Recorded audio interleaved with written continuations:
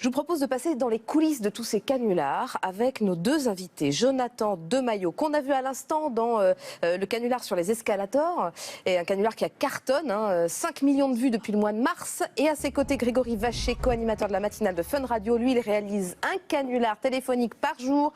Tous les deux font partie du collectif du Nous et on est ravis de vous avoir sur le plateau de T'as tout compris. Vous avez vu, ils ont plein de questions pour vous. Je vous laisse sur le grill. Merci au public. Merci.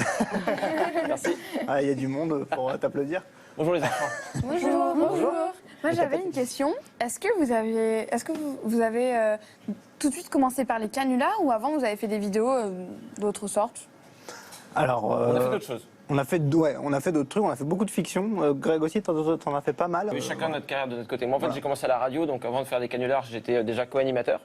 Donc, je devais faire des blagues en live par rapport à ce qui se passait. Et j'ai fait un petit peu de vidéos sur YouTube qui ont quand même atteint les 1000 vues, ce qui est quand même de la merde. C'est pour ça que je me suis rapproché de youtubeurs plus connus. Évidemment, vous oubliez ce gros mot, puisqu'il ne faut pas dire de gros mots, c'est très très mal. Voilà. Est-ce que vous vous mettez à la place des personnes à qui vous faites les canulars? Parce que il ne faut pas aller non plus trop loin. Est-ce que vous, ça vous est déjà arrivé comme ça, vous en êtes pas rendu compte d'aller trop loin? Moi, oui, c'est vrai. Honnêtement. Moi, ça m'est arrivé quand j'ai commencé le canular. Parce qu'en fait, au début, quand on connaît pas trop, on peut explorer des pistes qui sont pas forcément les bonnes. Et moi, en fait, je faisais croire que j'avais assassiné quelqu'un. Donc déjà, c'est pas super drôle. Et que je voulais fait cette blague. que je voulais l'enterrer dans un endroit.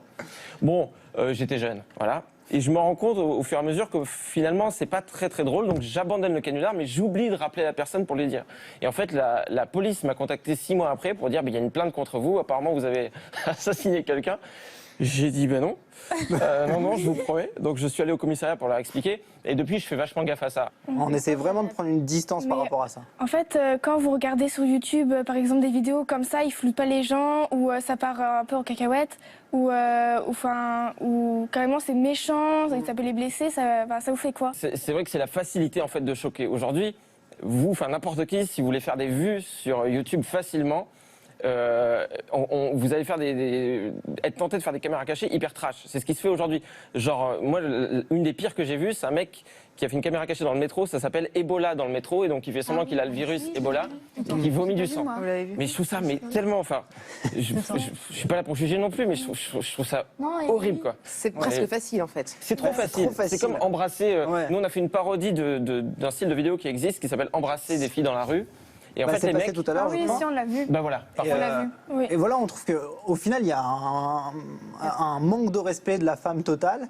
Et on adule ces gars en disant génial, ils sont allés embrasser des filles dans la rue. J'ai vu pire, c'était embrasser une femme enceinte. Donc le gars va voir des femmes qui sont enceintes en disant si je devine de combien vous êtes enceinte, je peux vous embrasser. La fille elle fait bien sûr. Donc le mec il fait 6 mois et la fille elle fait bien sûr, roule-moi une pelle. Et c'est alors horrible. Surtout, quand vous regardez une vidéo, demandez-vous vraiment si c'est vrai. Si vraiment ils l'ont fait, par exemple, quand on voit là par exemple une vidéo, bon ça c'est peut-être sûrement vrai, mais il y a beaucoup de gens qui fake leurs vidéos. Vous savez ce que c'est faker? Oui, mais comment on reconnaît les vrais défauts? C'est très difficile et tu as raison de poser ces questions parce que c'est là qu'il y a du danger.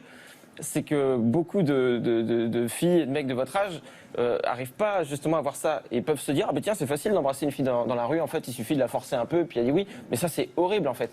Mais effectivement ils utilisent beaucoup de complices et font genre que c'est vrai. Du coup, les gens vont avoir en plus des opinions horribles sur les femmes, etc. En se disant mais c'est horrible, une femme enceinte, comment elle peut embrasser un inconnu? Mais tout ça est faux, faut le savoir, tout ça est faux. Non, j'ai l'impression de faire une émission politique.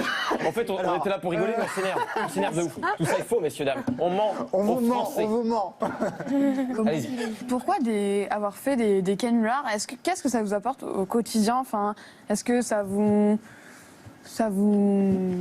apporte des choses bien? Est-ce que des fois vous regrettez ce que vous avez fait? Qu'est-ce que vous en pensez? Alors déjà on est très riches, on est multimilliardaires, enfin surtout Greg, lui a 7 milliards je crois à peu près. 14 milliards d'euros par mois. Donc voilà, c'est notre salaire pour faire des canulars. Quand on vous dit qu'il ne faut pas croire tout ce qu'on dit, il ne faut pas croire tout ce qu'on dit. Partager l'argent. Ouais, on va partager, ça serait bien. On a juste, en vrai, on a juste gardé ce côté. En fait, on est resté des collégiens, quoi. C'est-à-dire que je pense que pour John, c'est pareil. Moi, j'ai commencé à faire des canulars très tôt. À ma grand-mère, je l'appelais en me faisant passer pour le proviseur, en disant que j'avais été viré, machin, et elle commençait à pleurer. Je disais, mais non, mamie, c'est pas vrai. Mais c'est hyper drôle d'ailleurs. Ah, là, il va être dur. Oui, c'est dur. Mais on a gardé cette âme d'enfant. En fait, on fait ça pour ça. C'est-à-dire qu'on essaie juste de trouver un moyen d'avoir une vie professionnelle tout en s'amusant, en fait. Et ce qui n'est pas toujours facile, et on a réussi à le faire jusqu'à présent, donc on continue. Mais comment faites-vous pour que les gens ne remarquent pas les caméras, Très bonne question. Très bonne question. Ça arrive souvent qu'ils le remarquent. Oui. Et donc, du coup, il faut tout recommencer. Parce qu'on n'a pas les accessoires adéquats par rapport au budget. On a plusieurs dispositifs. On a des lunettes, ça c'est génial. Lunettes caméra, ça c'est génial. ça, c'est on a la vraiment bien. sacoche caméra aussi, Ouais. avec à la place du bouton de la sacoche, la GoPro en fait qui sort, l'objectif. Il y a le bouton de chemise aussi, Bouton de chemise, ouais. qui pareil est une caméra. Ouais. Il y a le caméraman qui essaie de se cacher derrière un arbre, mais qui n'est pas du tout discret. Souvent, c'est à cause de lui. David, bisous si tu regardes, qui est derrière l'arbre comme ça, et qui fait. Qui est toujours un peu comme ça. Bon, on va devoir s'arrêter là parce que le temps file. Jonathan, Grégory, merci beaucoup. Est-ce Eh que ben, vous voulez merci. finir et jouer en jouant avec nous Avec plaisir. Hein, je vous propose d'aller chacun de votre côté, d'un marche. côté avec les collégiens. On vient ici. Voilà. Moi je suis plus intelligent que. Et puis on va terminer avec le petit quiz, deuxième manche. Ok. C'est parti.